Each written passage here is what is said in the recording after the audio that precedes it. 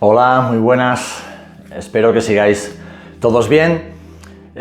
Hoy voy a compartir algo que sinceramente me preocupa.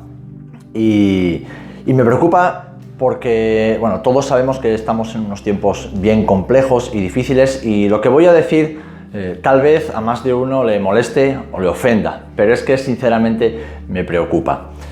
Me preocupa la relajación moral y espiritual, no ya de la sociedad, porque, bueno, donde hay pecado, pues evidentemente la inmoralidad abunda, pero me preocupa la relajación moral y también espiritual de una gran parte de la Iglesia del Señor. Me preocupa que no se tengan en cuenta los consejos que Dios nos da en su palabra, y me preocupa que veamos una parte de la Escritura, como es el Antiguo Testamento, como si fuera algo histórico que ya ha pasado y que no nos afecta en absoluto. Bien, Jesús no vino a abolir el Antiguo Testamento, sino que vino a cumplirlo. Evidentemente, toda la parte ritual, todo lo que tiene que ver con los sacrificios ya ha sido cumplido, todo lo que tiene que ver con las festividades, pues a nosotros gentiles que hemos venido al conocimiento de la fe por medio de Jesús no nos afecta, pero los principios espirituales y morales que Dios le dio al pueblo de Israel y por lo tanto al mundo entero a través de Moisés siguen vigentes. Y Jesús mismo lo afirma así: siguen vigentes. Ahora bien, me preocupa porque veo que hay una parte de la Iglesia que cree que por el hecho de vivir en la época o la era o la dispensación, como lo quieras llamar, de la gracia, pues ya podemos vivir de cualquier manera. Ya podemos actuar, pensar, hablar de cualquier manera. Y me preocupa que esto afecte a la vida espiritual de muchas personas y muchos hombres y mujeres que dicen amar a Dios y que quieren servir al Señor. Muchos lo están sirviendo, pero cuyas vidas dejan mucho que desear. Y esta mañana, pensando en todo esto, me tocaba leer en la porción diaria de la Biblia que leo y en la cual medito cada día, me tocaba leer precisamente el libro de Segunda de Reyes, capítulo 22 y 23.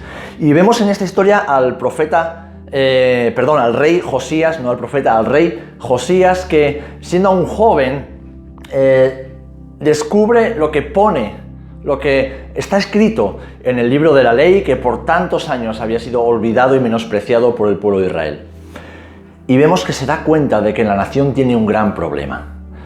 Automáticamente toma medidas y derriba todos los altares, extermina el culto pagano en toda la tierra de Israel. Pero en una parte del capítulo 23 vemos como en el propio templo de Jerusalén, el rey anterior, Manasés, que estuvo reinando durante 52 años, había introducido no solamente cultos paganos, sino que había introducido altares paganos, había introducido tiendas de campaña para que las prostitutas de Asera se prostituyesen dentro del templo del Señor, había introducido la adoración a los astros, a los signos del zodíaco, al sol, a la luna, a los dioses de las naciones que Dios había dicho que tenían que destruir. Es decir, había profanado gravemente el lugar santo, el lugar que Dios había escogido para poner en él su nombre. Josías, un joven rey celoso de Dios y de su palabra, termina con todo eso y extermina todo ese culto en la nación entera. Y tú dirás, ¿y qué tiene que ver eso con nosotros? ¿Qué tiene que ver eso conmigo, cristiano, cristiana, creyente, discípulo de Jesús del siglo XXI? Pues me hace pensar en que tal vez, y yo me incluyo, no estoy acusando a nadie, sino que me examino a mí mismo, en ese lugar santo que Dios ha escogido para morar, que es tu vida y mi vida, ese templo del Espíritu Santo que vemos en el Nuevo Testamento, que son nuestras vidas, a veces permitimos, por esa relajación, esa laxitud moral y espiritual, permitimos que dioses paganos entren y tomen lugar. Permitimos que la inmoralidad y que el culto a cosas creadas, que el culto a los propios dioses que nos creamos en nuestra vida, tomen el lugar que solamente a Dios le corresponde.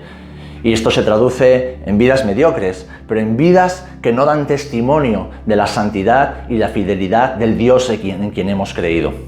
Vidas que no reflejan aquello que Jesús nos enseña en su palabra. Y vidas que tristemente, en ocasiones alejan a quienes no creen del verdadero culto al Dios verdadero, porque no ven en muchos creyentes la santidad, la justicia, la verdad, la pureza que sí nos enseña la palabra del Señor, en la cual deberíamos vivir. Así que, usando esta analogía del templo de Jerusalén y de nuestro templo, que es la vida, yo te animo, te exhorto en este día, si dices ser un discípulo, una discípula de Jesús, si dices ser alguien que ama a Dios y que quiere servirlo de verdad, examínate, examinémonos. Tal vez nos demos cuenta de que, sin querer o queriendo, hemos profanado ese templo del Espíritu Santo, ese templo del Dios vivo que es nuestras vidas. Lo hemos llenado de ídolos muertos, lo hemos llenado de falsos dioses, lo hemos llenado de altares ante los cuales nos postramos cada día. Llámese el dinero, llámese los amigos, la diversión, llámese la comida, llámese cualquier cosa, la inmoralidad sexual, cualquier cosa ante lo cual plegamos nuestras rodillas cada día. La ambición, se me ocurren muchas cosas, no voy a detenerme en eso ahora. Cualquier cosa ante la cual doblamos nuestras rodillas y le roba el culto a Dios en nuestra vida es un altar que debemos derribar. Así que medita. Yo voy a orar por ti, mientras lo hago por mí, por todos los hermanos y hermanas que conozco en la fe, a los cuales pastoreo aquí en Rota. Y si de verdad te das cuenta de que esto te afecta y quieres que ore por ti, puedes escribirme y lo haré encantado. Pero por favor, medita. Si dices ser un hijo o una hija de Dios y Dios mora en ti por medio del Espíritu Santo, no puede haber otros altares, no puede haber otros dioses, no puede haber culto y fuego extraño en tu vida. Debes adorar al único y verdadero Dios. Lee Segunda de Reyes, capítulo 22 y 23. Te hará entender mucho de lo que está pasando en nuestras vidas. Que Dios te bendiga y recibe un fuerte abrazo.